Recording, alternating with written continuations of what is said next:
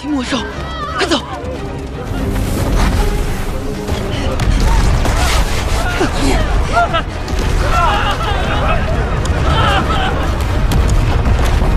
这家伙疯了，他已经都500个了。加油！这也太厉害了！加油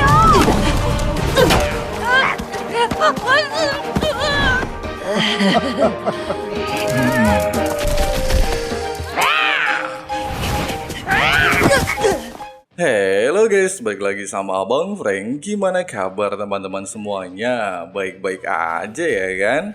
Nah, di video kali ini kita bakalan coba nih bahas alur cerita Donghua baru berjudul Calling Dragon atau yang dikenal juga dengan sebutan Panlong, di mana Donghua ini akan menceritakan seorang permuda bernama Linley Barus yang berasal dari kota Wusan dan berambisi untuk mengembalikan kejayaan keluarganya yang telah runtuh.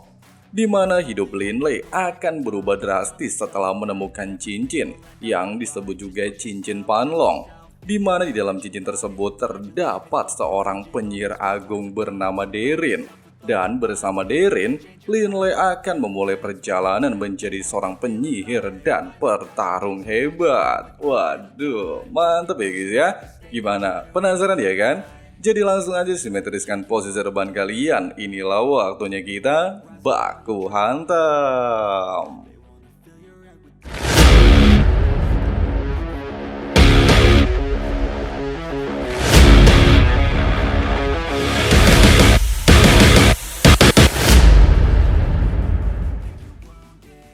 Di sebuah tempat yang disebut benua Yulan, terdapat 4 kerajaan besar di bagian timur dan 2 aliansi besar di bagian barat, sehingga membuat perseteruan kedua wilayah terus berlanjut, serta hanya bisa mengandalkan prajurit dan para ahli sihir. Kemudian kita diperlihatkan seorang bocah bernama Linley dari klan Barut sedang menghadapi bocah gemoy dari klan Felix. Meskipun postur tubuh musuhnya lebih besar, serta memiliki fisik luar biasa kuat, bahkan membuat Linley sangat kesulitan untuk menghadapinya. Namun dengan tekad pantang menyerah dan memiliki ambisi menjadi kuat, Linley pada akhirnya berhasil membalikan keadaan, serta menjatuhkan si bocah gemoy.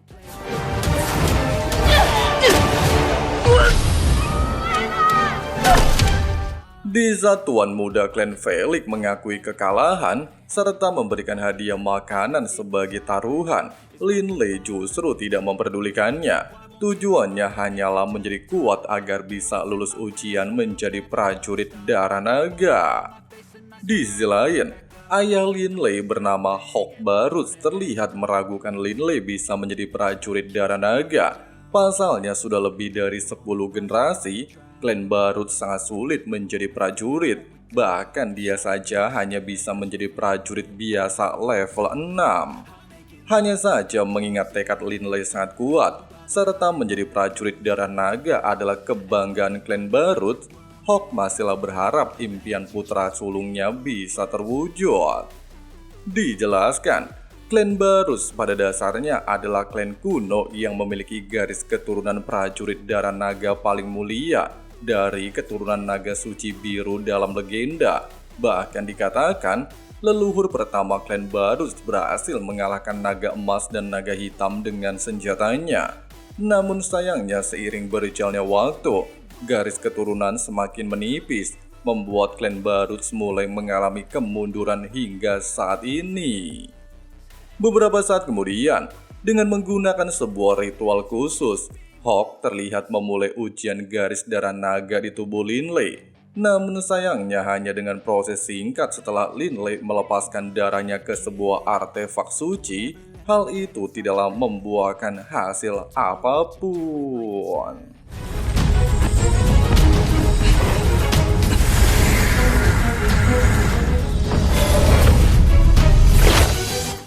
Bukannya marah Linley gagal, Hawk justru beranggapan semuanya adalah takdir. Terlebih lagi sudah hampir 1000 tahun, klan Barus tidak lagi bisa melahirkan prajurit garis darah naga.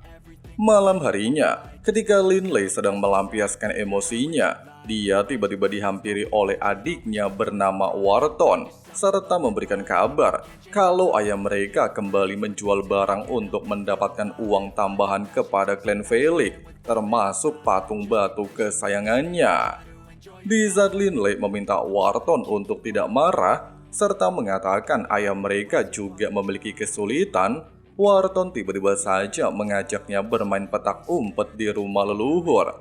Namun Linley justru menolaknya dan beranggapan pastilah ada barang bagus di rumah leluhur yang sudah tidak disapu selama 100 tahun, sehingga kemungkinan bisa menemukan barang untuk dijual demi membantu ayah mereka.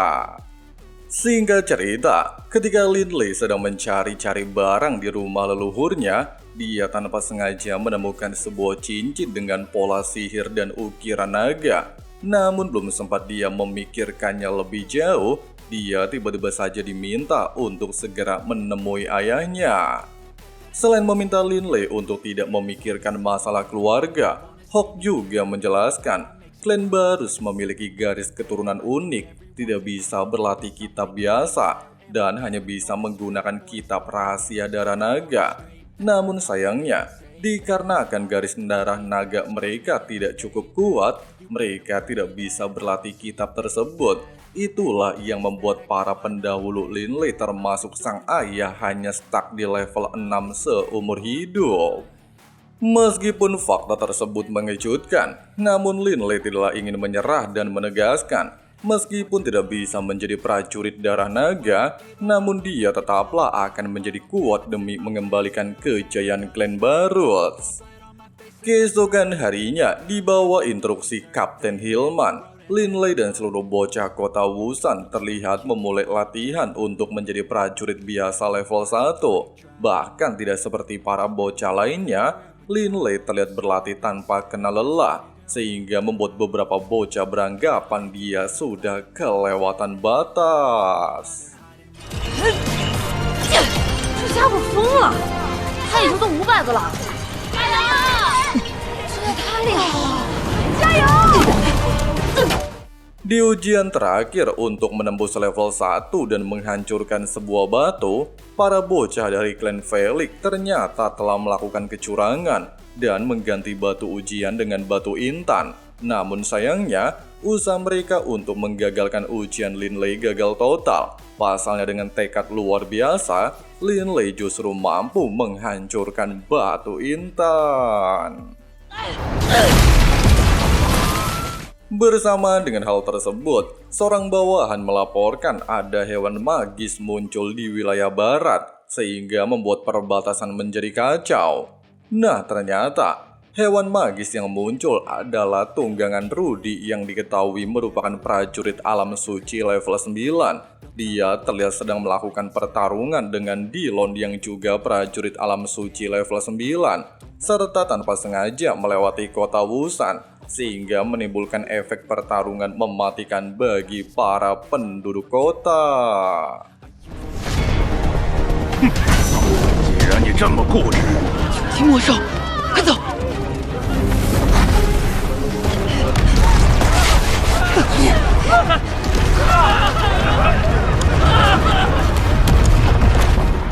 Dalam situasi kepanikan serta melihat Linley masih berjuang melarikan diri dari lokasi pertarungan, Wharton secara nekat ingin menghampiri kakaknya, tapi tiba-tiba... Di saat Linley merasa muak kepada dirinya sendiri tidak bisa melindungi adiknya sampai jatuh pingsan, sebuah batu terlihat jatuh ke arahnya, sehingga dia dengan nekat melemparkan sang adik menjauh untuk menghindari benturan dan mengorbankan hidupnya. Tapi siapa sangka, cincin yang sebelumnya dia temukan bereaksi dan menyelamatkannya, serta memunculkan sosok penyihir agung. Bahkan sang penyihir telah terkejut kalau ternyata Linley memiliki 3 elemen di tubuhnya, yaitu elemen angin, tanah, dan api. 将不可估量啊！如果走上魔法使者， Keesokan harinya, setelah Linley tersadar dan mendapatkan laporan adiknya baik-baik saja, dia kembali dikejutkan dengan kemunculan penyihir agung tingkat suci yang diketahui bernama Derin. Bahkan mengetahui bakat sihir Lin Lei sangat melimpah, Derin lantas menawarkan kepadanya untuk menjadi muridnya, serta berjanji akan menjadikan Lin Lei sebagai penyihir agung terkuat di benua. Tidak menolaknya, serta memanglah ingin menjadi kuat, Lin Lei lantas menyetujui tawaran Derin. Malam harinya sambil menikmati makan malam, Lin Lei lantas mengutarakan niatnya untuk menjadi seorang penyihir. Meskipun sang ayah sempat ragu, serta selama ini Lin Lei tidak pernah menunjukkan bakat sihir, bahkan merubah arah latihan sangat beresiko, namun berkat bantuan Derin untuk mengontrol elemen sihir di dalam tubuhnya, Lin Lei mampu menunjukkan bakat sihir api di sebuah lilin. Fakta barusan jelas membuat sang ayah terkejut. Bahkan meski standar memasuki akademi sihir sangat ketat, serta biayanya sangat mahal, namun sang ayah justru tidak memperdulikannya. Dia benar-benar mendukung keputusan Lin Lei menjadi seorang penyihir, serta berniat memasukkannya ke dalam akademi Ers yang menjadi akademi terbaik benua Yulan. Keesokan harinya di bawah bimbingan Derin, Lin Lei mulai melatih sihir tanah dan mencoba menciptakan duri tanah. Namun di tengah-tengah latihan, Lin Lei tanpa sengaja mengganggu hewan magis tikus bayangan.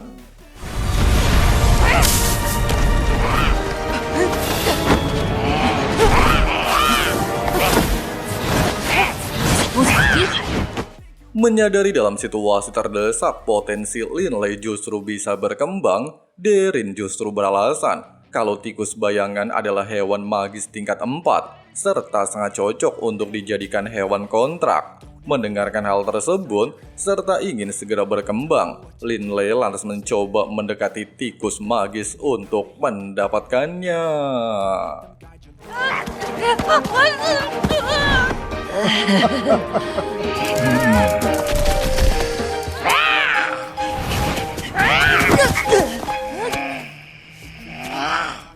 Seiring berjalannya waktu mencoba menangkap tikus magis, Lin Lei juga menyempatkan diri berlatih fisik seorang prajurit, serta terus-menerus berlatih sihir di bawah bimbingan Derin. Dan tidak terasa waktu berlalu sangat cepat, Lin Lei kini telah tumbuh dewasa berusia 20 tahun dan menjadi penyihir tingkat 1.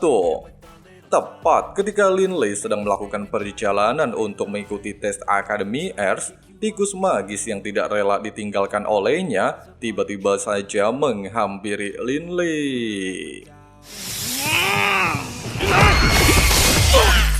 Tidak lagi seperti sebelumnya, tikus bayangan justru secara sukarela melakukan kontrak darah dengan Lin Lei. Meskipun hanyalah bisa dilakukan oleh seorang penyihir tingkat 7, namun dikarenakan tikus bayangan secara sukarela melakukannya, maka tidak ada batasan melakukan kontrak darah. Kemudian Lin Lei memberinya nama panggilan dengan sebutan Baby. 那就叫你贝贝。林雷，你没事吧？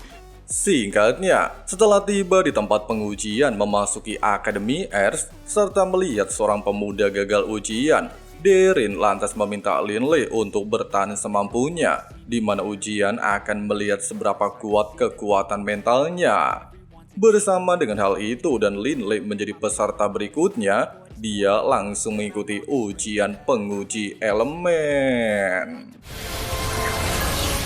Melihat Lin Lei baru berusia 20 tahun dan memiliki 3 elemen, bahkan elemen angin dan tanah sudah berada di tingkat tinggi, sedangkan elemen api berada di tingkat menengah, para guru dari berbagai akademi terlihat mulai tertarik kepadanya. Kemudian Lin Lei diharuskan masuk ke dalam formasi untuk menguji kekuatan mentalnya.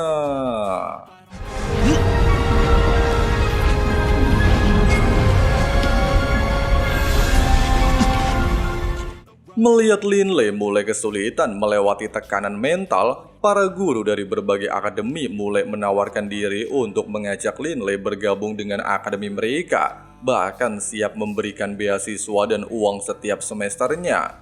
Namun sayangnya, Lin Lei tidaklah memperdulikannya. Dia juga mengingat semua impiannya untuk mengembalikan kejayaan keluarga Barut, sehingga dia tetap bertekad untuk masuk ke dalam Akademi Ers.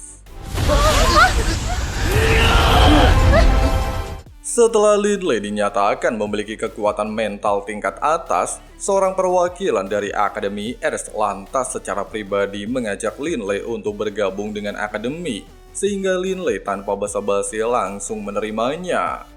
Malam harinya, mendapatkan kabar dari Hillman kalau Linley berhasil diterima di Akademi Ers jelas membuat Hawk merasa bangga. Dia bahkan berjanji cepat atau lambat pastilah akan segera menyusul Lina alias istrinya yang entah di mana keberadaannya. Keesokan harinya di gerbang akademi yang terlihat sangat megah dan dipenuhi dengan banyak murid baru, Linley tanpa sengaja melihat seorang murid sedang ditindas oleh tuan muda dari klan Lan dan kedua anak buahnya. Sehingga tanpa pandang bulu, Linley segera membantunya. 你这么做是不是有些过分？ Keributan antara kedua belah pihak jelas menarik perhatian para murid lainnya, sehingga membuat kedua anak buah Len terlihat ketar-ketir masalah ini akan membesar, serta meminta tuan muda Len untuk meninggalkan tempat ini. Meskipun menyetujuinya, namun Len meminta Linley untuk tidak merasa senang. Pasalnya dendam di antara mereka tidak akan pernah dia lupakan. 看什么看啊！都上来！ Tidak berselang lama setelah tiba di kamar asrama nomor 1987, Linley disambut dengan baik oleh seorang pemuda bernama Yale yang akan menjadi teman sekamarnya. Bahkan mengangkat Linley menjadi saudara. Pasalnya mereka akan bersama di kamar yang sama selama puluhan tahun. Di saat Linley terkejut dan Yale menjelaskan harus mencapai tingkat 6 baru bisa lulus dari Akademi Ers dan membutuhkan puluhan tahun, Derin lantas meminta Linley untuk santuy aja. Dengan adanya dirinya, paling lama hanya membutuhkan waktu 10 tahun untuk menjadi penyihir level 6. Tidak berselang lama, mereka juga dihampiri oleh murid baru bernama Georgie, serta memberikan hadiah sebagai tanda pertemuan mereka, di mana Linley mendapatkan kristal untuk menguji elemen, sedangkan Yale mendapatkan sebuah bros yang diberkahi oleh pendeta agung elemen cahaya. Tepat ketika Linley mencoba menggunakan kristal dan memunculkan elemen ganda bumi dan angin, seorang murid baru bernama Reno Dustan memasuki ruangan bersama dengan pengawalnya bernama Kakek Lum. Sehingga Derin yang merasa Kakek Lum bisa merasakan keberadaannya, langsung kembali bersembunyi di dalam cincinnya. Singkatnya, setelah saling berkenalan serta Reno tanpa sengaja melihat tikus magis bayangan, dia justru berambisi untuk menangkapnya. 我操！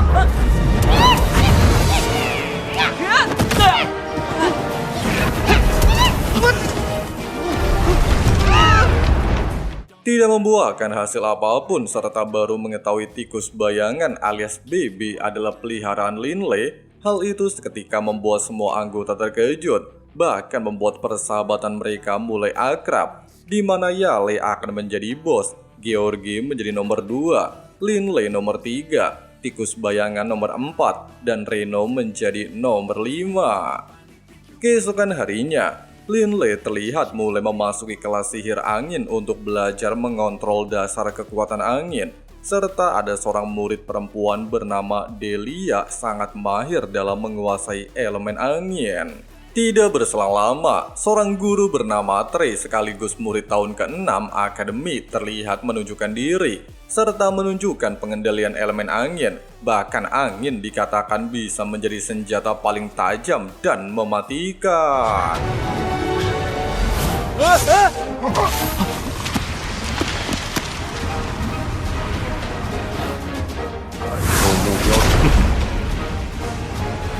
念出咒语，风之刃。 Melihat Dilea tidak memperhatikan pelajarannya, Trey lantas memintanya untuk menunjukkan kontrol elemen angin. Meskipun Dilea telah menunjukkan kemampuannya mengontrol elemen angin sesuai dengan apa yang sebelumnya ditunjukkan oleh Trey, bahkan mampu merubah angin menjadi bilah angin untuk memotong bulu, namun Trey justru beranggapan hal tersebut tidaklah sempurna, bahkan menganggap Dilea terlalu percaya diri dengan kemampuannya.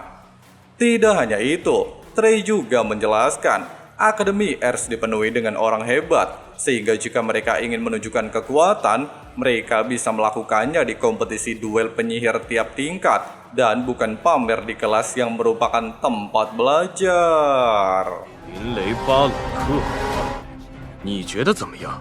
Sore harinya, ketika Lin Lei memutuskan untuk fokus belajar elemen angin, serta bisa mempercepatnya menjadi penyihir tingkat 6 dan lulus dari akademi, dia tanpa sengaja mendengar Dilea meluapkan emosinya. Di saat Dilea beranggapan Lin Lei pastilah ingin mengejeknya, Lin Lei justru menegaskan, rasa hormat haruslah diperjuangkan dan bukan datang dari orang lain. Ya intinya, kalau Dilea pengen dihormatin, dia harus menunjukkan kekuatannya sendiri ya guys ya, bukan ngemis pengen dihormatin. Singkatnya, selama beberapa hari ke depan, Lin Lei terlihat melakukan latihan sangat keras di bawah bimbingan Derin. Dia juga menyempatkan diri untuk berkumpul dengan para sahabatnya.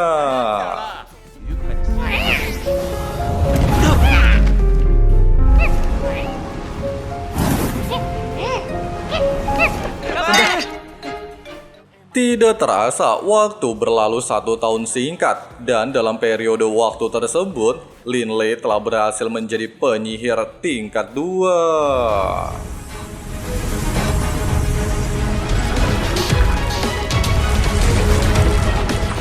Meskipun Derin merasa puas, namun Lin Lei beranggapan pencapaiannya masih terlalu lambat, sehingga dia tetap ingin berlatih lebih keras untuk secepat mungkin lulus dari akademi. Keesokan harinya, ketika Guru Trey meminta Lin Lei untuk ikut turnamen antar tingkat, namun dikarenakan tidak ada hadiah uang, Lin Lei justru menolaknya. Dia lebih memilih untuk terus berlatih dan tidak membuang waktu. Keesokan harinya, ketika Georgie menjadi pembawa acara kompetisi penyihir, serta di pertandingan pertama Tuan Muda Len akan menghadapi Leito, para murid terlihat emosi melihatnya. Terlebih lagi Len selama ini dikenal sangat sombong dan mengaku tidak terkalahkan di tingkat yang sama. Tidak hanya itu, menyadari Lin Lei telah menembus tingkat kedua, Yellow terlihat memintanya untuk ikut kompetisi untuk mengharumkan nama Kamar 1987 dan menghajar Len. Namun sayangnya, Lin Lei menolaknya, serta ingin berlatih demi menembus tingkat 3. 突破3级魔法师。 Nah guys, sebetulnya pembahasan alur cerita Donghua barunya alias Calling Dragon episode 1-3 nya guys ya. Untuk kelanjutan alur ceritanya tunggu notifikasinya atau sesuai dengan jadwal rilis di hari Kamis depan ya guys ya. Oke lah guys, makasih banyak banget buat teman-teman yang udah nonton videonya sampai habis. Di sini Abang Frank si ketua sekte pamit undur diri dulu. See you and bye bye. In the ring, how you take a fucking swing? Do you got heart? Are you mean? Got some scars, got some needs. Are you willing to go bleed? I swear to God they all let me down. I always fought just to wear the crown. I'm off at these fucking clowns who were all taught they deserve an ounce. It's only worth it if you work for it. It's only worth it if you work for it. I won't stop till they hear me now. I won't stop till I wear the crown. I swear to God they all let me down.